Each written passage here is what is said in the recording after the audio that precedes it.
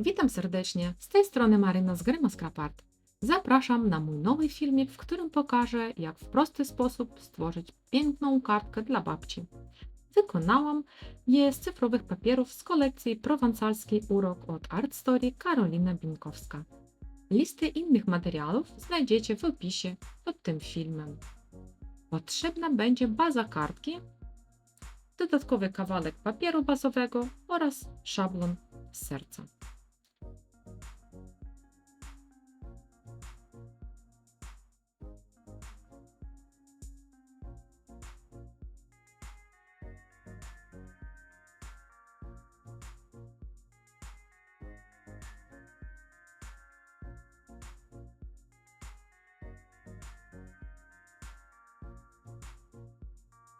Wydrukowałam szablon na zwykłej kartce i wycięłam go, a następnie odrysowałam kilka razy na bazie kartki oraz wycięłam dodatkowe serce, które posłuży do stworzenia górnej, stojącej warstwy kartki sztalugowej.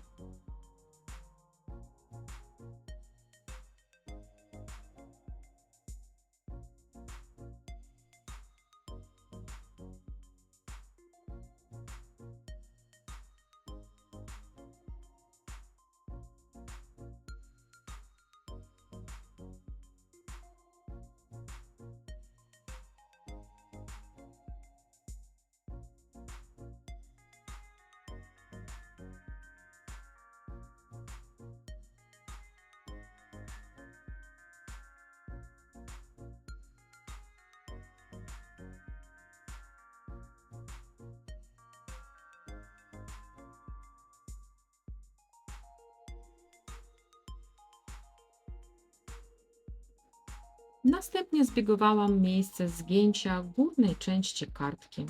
W tym miejscu klej nakładamy tylko na dolną część, aby mechanizm sztalugi działał poprawnie.